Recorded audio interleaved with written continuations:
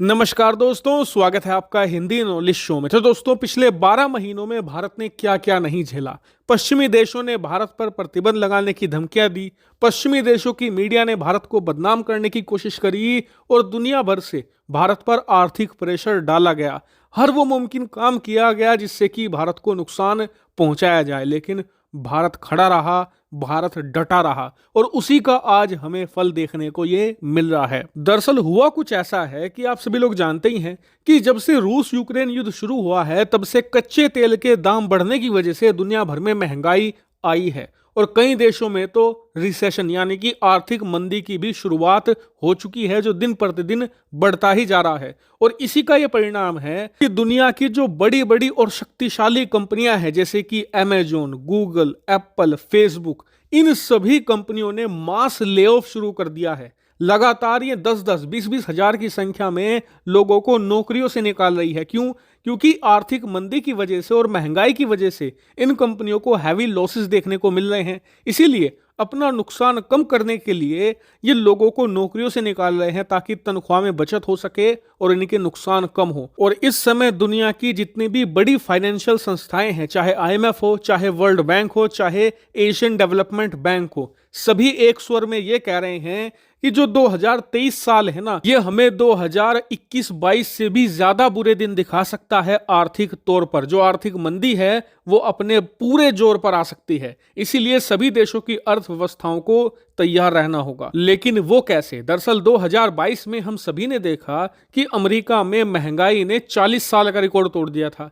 Germany में तो महंगाई ने दूसरे विश्व युद्ध का रिकॉर्ड तोड़ दिया था और ब्रिटेन के अंदर तो हालत इतनी ज्यादा खराब हो गई थी कि इनका फॉरेक्स रिजर्व गिर गया था। इनका जो पौंड है, जो डॉलर से मजबूत हुआ करता था, वो डॉलर से कमजोर हो गया था। इतनी ज्यादा बुरी स्थिति थी। लेकिन इन सबके बीच में भारत के अंदर महंगाई को कंट्रोल में रखा गया।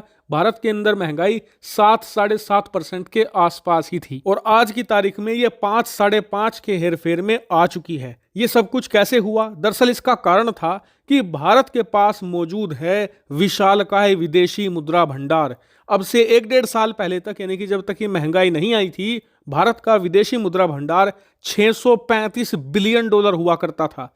लेकिन भारत ने करीबन $100 बिलियन के करीब खर्च किया, मार्केट में खूब डॉलर बहाया, जिसकी बदौलत हमारे यहां पर महंगाई कंट्रोल में लाई जा सकी। और कहा जा रहा है कि भारत को अपने विदेशी मुद्रा भंडार को और ज्यादा विशालकाय बनाना होगा, क्योंकि 2023 के अंदर हालात और ज्यादा बुरे हो सकते हैं। इसीलिए भारत के पास जितना विशालकाय विदेशी मुद्रा भंडार होगा, भारत आर्थिक तबाही से उतना ही बचा रहेगा। और अब इसी पर एक बहुत बड़ी धमाकेदार खबर निकलकर सामने आ चुकी है।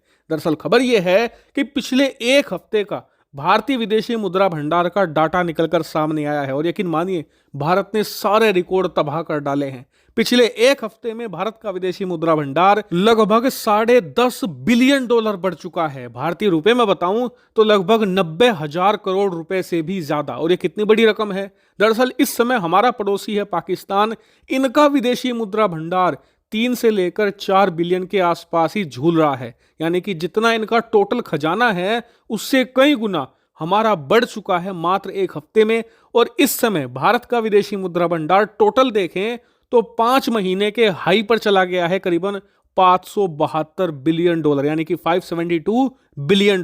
बताया जा रहा है कि आने वाले 3-4 हफ्तों में यह उछाल और देखने को हमें मिलेगा और भारतीय खजाना $600 बिलियन के मार्क को जल्द ही पार कर सकता है। और यकीन मानिए, अगर एक बार भारत ने $600 बिलियन का आंकड़ा पार कर लिया या उसके आसपास भी आकर पहुंच गया, तो यकीन मानिए कोई भी आर्थिक तबाही आ जाए, कोई भी रिसेशन आ जाए, वो भारत को बड़ा डैमेज नहीं पहुंचा पाएगी। भारत बड़ी आसानी से हर एक रिसेशन को, हर एक आर्थिक मंदी को झेल ले जाएगा, जैसे कि 2022 में हमने किया था। हालांकि आप लोग मुझे अब कमेंट करके बताइए कि फरवरी महीने के अंत तक भारतीय खजाना किस स्तर पर पहुंच सकता है। कमेंट करके जरूर बताएगा। फिलहाल इस वीडियो में इतना ही। Thank you very much for watching video.